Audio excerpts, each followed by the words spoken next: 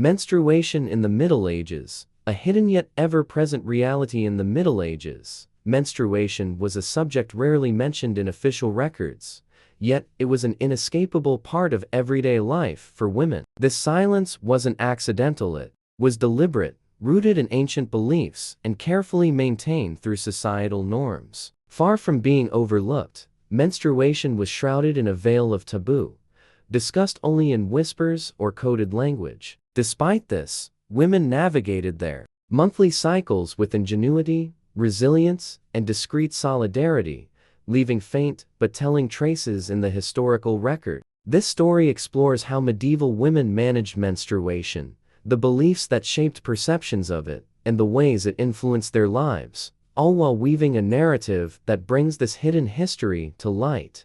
A silence rooted in ancient beliefs. The absence of menstruation in medieval texts wasn't due to forgetfulness. It was a structured silence, inherited from antiquity and reinforced by influential thinkers. Aristotle, the Greek philosopher, described menstrual blood as an imperfect substance, a byproduct of undigested food. Galen, a prominent Roman physician, viewed it as a fluid that needed regular expulsion to maintain bodily balance. Pliny the Elder, writing in the 1st century, took these ideas to extremes, claiming that a menstruating woman could sour wine, rust iron, dim mirrors, or even cause crops to wither. These ideas weren't just relics of the past, they were faithfully copied into medieval manuscripts, recited in sermons, and treated as unquestioned truth. In the Middle Ages, menstruation was rarely named outright. Instead, it was cloaked in vague terms like fluxus mulieris, women's flow, or humor corruptus, corrupted fluid. Religious texts, moral treatises, and legal documents avoided direct references, reflecting a deep discomfort with the subject. For instance, the Council of Laodicea in the 4th century forbade women in their flow from entering the sacred choir of churches, but the word menstruation was never used. This careful avoidance wasn't trivial, it revealed a broader cultural tendency to sidestep a topic that touched every woman's life, even as it regulated their behavior with precision. Yet, beneath this silence, menstruation was a constant presence. Women experienced it, managed it, and adapted to it, often without written guidance. Their strategies and knowledge were shared quietly, passed from mother to daughter, sister to sister, or nun to nun, forming a hidden network of understanding that rarely made it into the official record.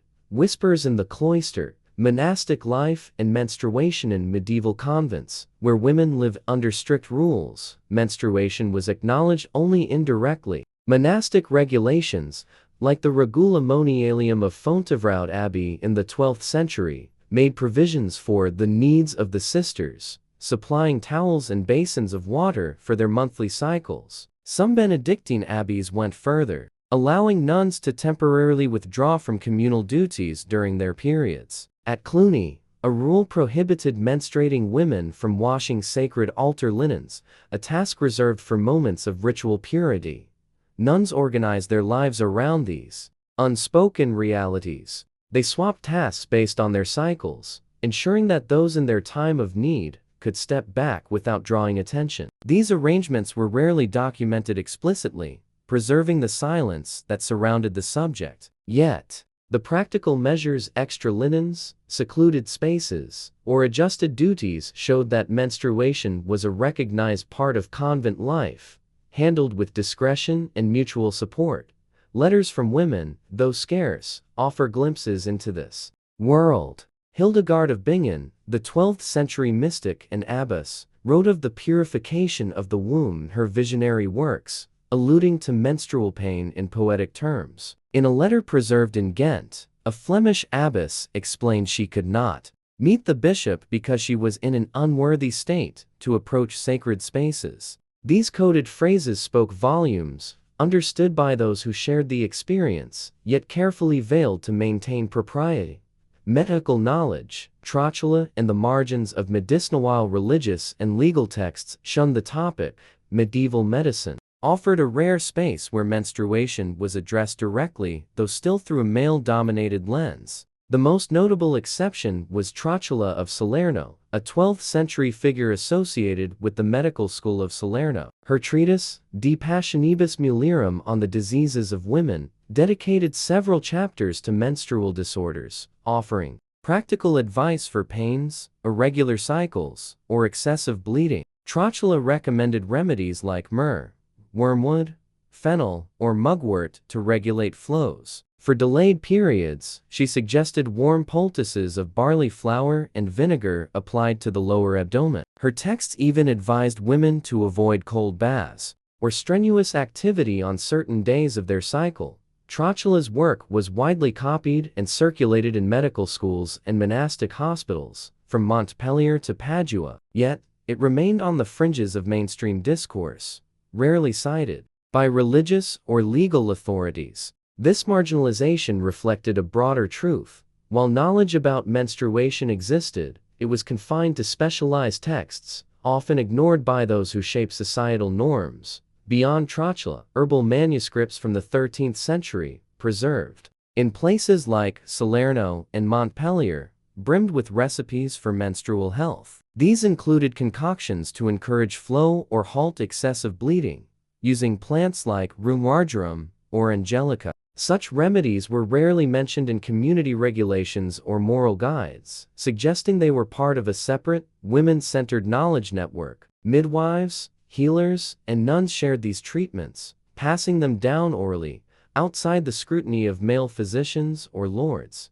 Everyday objects and hidden practices. The material traces of menstruation in the Middle Ages are subtle but revealing. Inventories from abbeys and noble households mention withdrawal linens, distinct from everyday clothing, used specifically for menstrual needs. A 14th century letter from a Burgundian noblewoman to her daughter references 5 spare cloths for the red days, a practical yet discreet way of addressing menstruation. These linens were not just functional, they were part of a shared female language, understood by women across social classes.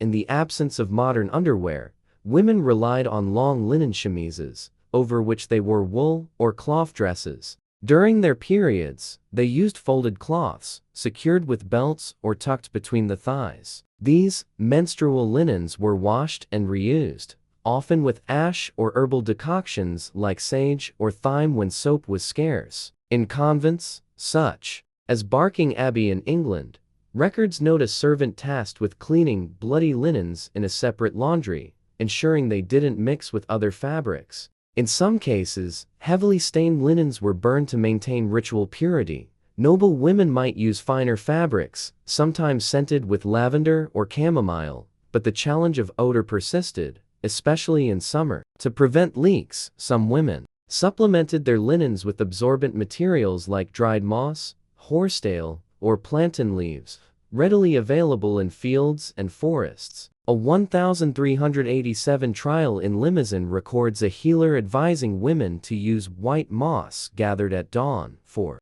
added protection. These practices, shared orally, were rarely written down, forming a quiet but vital part of women's daily lives. The male gaze. Menstruation as a medical and moral issue. Medieval perceptions of menstruation were heavily shaped by male scholars, who viewed the female body as inherently different, wetter, colder, and less stable than the male body. Menstrual blood was seen not as a natural process, but as a necessary purge to prevent illness. This belief underpinned medical and moral interpretations, often casting women's bodies as fragile or flawed. In 1265, at the court of Charles of Anjou in Naples, a young bride was examined by doctors because she had not menstruated since her marriage. Her in-laws feared infertility, a politically charged concern in a court desperate for an heir. The diagnosis pointed to a blockage of humors caused by a cold temperament, and she was prescribed baths infused with rue, marjoram, and ginger. The palace confessor closely monitored the process, highlighting the intersection of medical and religious oversight. Trotula's treatise offered remedies for similar cases, suggesting amulets with hare's blood or heated river stones to stimulate menstruation. Medical records from the 12th century show noblewomen seeking help for irregular cycles, heavy flows, or pain, often treated with warming herbs or poultices. In monastic hospitals, like those at Single Abbey in Switzerland or Berry Street Edmonds in England, herbals detailed remedies for wound disorders, such as ointments of wax, vinegar, and oak bark for excessive bleeding. These medical interventions weren't purely clinical, they carried moral weight. A 13th-century English monk wrote that a wife with heavy periods became irritable and spoke to her husband like a demon, linking physical symptoms to moral failings. At the Burgundian court in the 15th century, lady-in-waiting was temporarily banished from the apartments because her abundant flow was deemed offensive, her presence described as inconvenient in enclosed spaces. She was prescribed green clay and sage, a treatment that reflected both medical and social control. At T. Montpellier's medical school, scholars taught that halted periods could lead to visions, impure dreams, or even madness. A 1320 case described by physician Bernard D. Gordon tells of a Béziers nun whose hallucinations ceased after her periods resumed, thanks to a remedy of carrot seeds and warm wine. Menstrual blood was seen as a release valve for both body and soul, its absence a sign of deeper disorder, yet some women resisted this control. In 1399 Florence, a mother-in-law was accused of giving her daughter-in-law a potion to stop her periods, aiming to prevent pregnancy and resolve a dowry dispute. The case reveals how the female body could become a battleground for family and economic power. In convents, nuns quietly managed their cycles with yarrow or rosemary infusions, requesting remedies compatible with chastity, as a late 13th century letter from Wilton Abbey attests. These acts of agency were subtle but significant, carving out spaces of autonomy within restrictive systems. Menstruation and ritual impurity. In the medieval Christian world, menstruation was more than a physical event, it was a state of ritual impurity, a belief rooted in the biblical book of Leviticus. The text declared a menstruating woman impure for 7 days, tainting everything and everyone she touched. This idea persisted, shaping religious practices and excluding women from sacred spaces during their periods. In 11th century Rune, synodal statutes banned women from taking communion while menstruating. In 13th century Lyon, penitential mandated a 40-day fast for any woman who approached the altar during her period. At Nivelles Abbey in Brabant, nuns were required to discreetly notify the prioress during their time of defilement to be excused from liturgical duties. Stained linens were washed separately outside the cloister, or burned if visibly soiled, reinforcing the notion of impurity. Practices varied across convents. At Fontevraud, nuns could withdraw during their periods, but were expected to remain silent and avoid kitchens. At St. Croix and Poitiers, no explicit rule barred menstruating women, but it was understood they should not handle liturgical objects. These regulations balanced modesty, tradition, and local interpretations of purity, creating a complex web of expectations. Theologians framed menstruation as a spiritual symbol. Thomas Aquinas, in his Summa Theologica, argued that menstruation wasn't a sin but a sign of material disorder, a consequence of Eve's fall. William of Auxerre saw menstrual blood as a visible mark of bodily corruption since the fall. In popular sermons, these ideas took on darker tones, with some preachers warning that in the end times, women's periods would become uncontrollable. Heralding the Antichrist, Hildegard of Bingen described menstruation as an impure fire in the womb, to be calmed through prayer and penance. Despite her role as an abbess, her language echoed the era's suspicion. In 14th century Catalonia, women emerging from their periods or childbirth were sometimes required to bathe in holy water before re-entering church, a discreet ritual marking their return to the sacred community. In Venice, a priest's confessional journal likened a menstruating woman at the altar to a dog entering the sanctuary. Some women internalized this stigma. A Zurich novice wrote to her mother that she avoided communion for 3 days, feeling burdened with corrupt blood. In Cologne in 1202, a bishop banned women from processions unless they could prove they were neither pregnant nor menstruating, an impossible demand that effectively excluded them all. this impurity extended beyond worship to daily life. Penitentials instructed menstruating women not to bless the table, recite psalms aloud, or join theological discussions. In noble households, a menstruating wife avoided her husband's bed, sacred fabrics, or preparing food for guests. Yet, in rural areas, where local customs often trumped written rules, women continued attending Mass and participating in community life during their periods, guided by practical tolerance rather than rigid doctrine. Managing menstruation, practical solutions in a pre-modern world without disposable pads, private bathrooms, or running water. Medieval women faced unique challenges in managing menstruation. Their solutions depended on social status, resources, and environment, but all required creativity and resilience to cope with the monthly reality.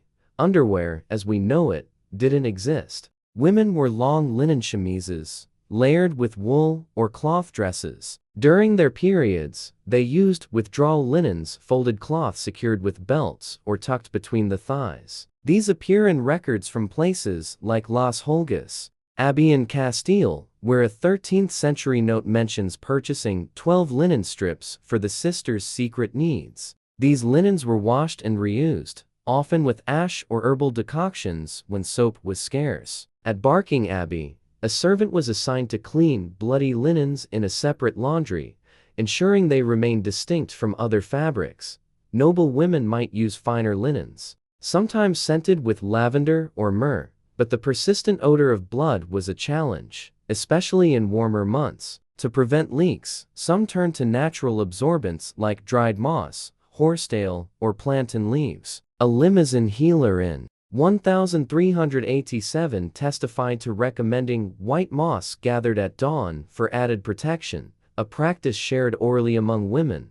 Baths were a luxury, mostly accessible to the wealthy. At the Avignon papal court, noble women used wooden tubs filled with warm water and soothing herbs. Duchess Yolande of Bar advised her daughter, Marie of Anjou, to bathe her legs in rosemary decoctions during her days of flow to ease cramps. In contrast, rural women made do with a bucket in a barn or a quick rinse in a stream at dawn, often in secrecy to maintain privacy. Social status shaped these experiences profoundly. A noblewoman had access to embroidered linens, perfumes, and servants, while a peasant woman might repurpose old sacks or worn clothes, changing her single cloth only twice daily. The subject was rarely discussed openly, considered intimate and sometimes shameful, passed quietly from mother to daughter. Prostitutes, under strict municipal oversight, developed their own strategies. In 14th-century Montpellier, regulations required them to abstain from work during their periods, but some used parsley or rue decoctions to temporarily halt their flow. Others used vinegar-soaked cloths to mask odor and blood. A 1451 Toulouse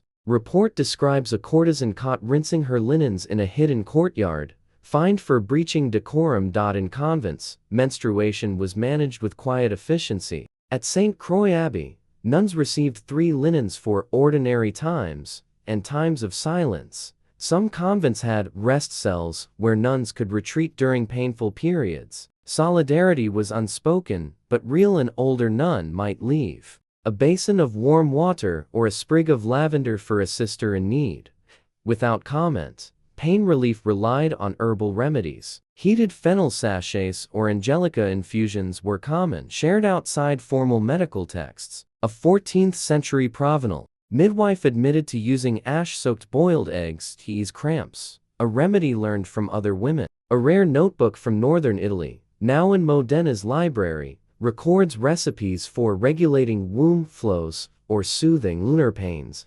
evidence of a rich oral tradition among women. The fear of menstrual blood wasn't just impure, it was feared. It was linked to disease, corruption, failed harvests, and bad luck, beliefs reinforced by scholars, priests, and jurists. Pliny the Elder claims that menstruating women could spoil milk, kill bees, or madden dogs were echoed in medieval texts. Albert the Great, in his 13th-century De Animalibus, warned that menstrual blood could sterilize a mare if she smelled it. advising that women in their time of flow be kept from livestock. These fears were practical, not just theoretical. A Cluny Abbey agricultural manual advised against letting women work in stables or winepresses during their periods, lest they ruin the wine or agitate horses. In 14th century Cologne, a mill lease forbade menstruating women from approaching the millstone, fearing spoiled flour. In Nuremberg, a 1411 decree barred bakers from communal ovens if they were sick in the belly, a euphemism for menstruation, to prevent bread from failing. In 1389 Bruges, a washerwoman was accused of polluting a river with menstrual linens, blamed for a fish die-off. Her basket was burned, and she was banished for 3 days. In occult texts, menstrual blood was a potent ingredient for potions or curses. The late 15th century Malleus Maleficarum claimed women mixed their blood of shame into enemies, bread to cloud their minds, a trope used to paint women as dangerous. Legal cases sometimes cited menstruation as evidence of witchcraft. In 1390 for Toulouse, a healer was fined and exiled for collecting a blood-stained cloth for a love potion. In 1478 Basel, a woman was accused of burying a soiled cloth in a neighbor's garden to cause infertility. Medieval bestiaries, like Vincent de Beauvais' Speculum Naturale, linked menstrual blood to mythical creatures like the lamia, believed to feed on young girls' blood, reinforcing fears of demonic attraction. Protective practices emerged: amulets, prayers, or objects hung above girls' beds to ward off spirits. In noble households, menstruating women were kept from kitchens or children. A Dijon letter from Margaret of Flanders spoke of leaving pots and cradles to other hands. During that time, some were even barred from praying aloud, lest their voice disturb the peace of the angels. As a 14th century Metz confessor wrote, in rural areas, far from religious or urban centers, these fears were less intense. Periods were a practical inconvenience, not a supernatural threat. But in convents, courts, and merchant cities, menstruation was heavily scrutinized, often leading to exclusion or control. Reclaiming the narrative, women's agenda. Despite the silence and stigma, women found ways to navigate and sometimes reclaim their menstrual experiences. They organized discreetly, sharing knowledge and resources outside male-dominated systems. In 1398 Montpellier, a healer named Beatrice advised a girl to keep her first blood-stained cloth as a fertility charm. Though warned against superstitions, she was not condemned, suggesting such practices were known, but not always punished. In Al-Andalus, Jewish and Muslim women followed ritualized purification practices. An 11th century letter from the Cairo Geniza describes young Nas' 7 days of purification, involving scented oils and fresh clothing before returning to the synagogue. These rituals were seen as normal, not shameful, offering a contrast to Christian stigma. In rare cases, women used menstrual blood deliberately. In 1423 Milan, an herbalist was accused of crafting an anti-infertility amulet from blood-stained cloth, claiming it was an ancestral remedy. Though banished for impure practice, her case highlights women's attempts to redefine their body's meaning, challenging the dominant narrative. Menstruation as proof. Menstrual blood, usually hidden, could become a public matter in moments of crisis: marriages, infertility disputes, or accusations of deception. In medical texts, regular periods were a sign of fertility. Trotula and Bernard de Gordon prescribed remedies like parsley decoctions or warm baths for girls who didn't menstruate by 13 or 14, as seen in Montpellier and Padua records. In princely marriages, periods were scrutinized. In 1421 Bruges, a man sought to annul his marriage, claiming his wife lacked the women's flow. The church investigated her completeness as a woman, and the marriage was dissolved for lack of evidence. Conversely, in 15th century Barcelona, a woman accused of infertility was cleared when her mother presented blood-stained linens as proof of her regular cycles. In extreme cases, menstruation defined gender. In 1462 Basel, a person assigned female at birth was accused of posing as a man to inherit Their lack of observed periods or linen changes led to an examination, exile, and a ruling of deception. In contrast, a 1390 Li Ji woman affirmed her marriage worthiness by stating she saw her blood every moon, a claim accepted in rural settings. Sometimes, periods were tied to moral failings. A Bavarian priest's record described a woman's menstrual pain as punishment for excessive ardor and defiance of her husband, prescribing penance and fasting. The female body was seen as a mirror of the soul, its blood a sign of both physical and moral truth. In these moments, menstrual blood hidden in daily life became a tool of the established order, used to judge femininity, validate marriages, or condemn transgressions. It passed from women's linens to the hands of notaries, judges, and priests, rarely remaining under their control. Conclusion: a legacy of resilience. Menstruation in the Middle Ages was a paradox, ubiquitous, yet unspeakable, mundane, yet feared. Women navigated this tension with quiet ingenuity, using linens, herbs, and shared knowledge to manage their cycles. They carved out spaces of agency within restrictive systems, passing remedies and practices from one generation to the next. While male scholars and clerics framed menstruation as impure or dangerous, women's lived experiences told a different story, one of adaptation, solidarity, and subtle resistance. This hidden history, pieced together from fleeting references in letters, inventories, and medical texts, reveals the strength of medieval women. They lived with their bodies' rhythms in a world that sought to control and silence them, finding ways to cope, care, and endure. Their story is a testament to the power of quiet resilience, a legacy that resonates across centuries. I hope you found this journey into the past rewarding. If you enjoyed it, please consider showing your support by liking and subscribing to our YouTube channel. I'll see you soon, or now if you discover another story.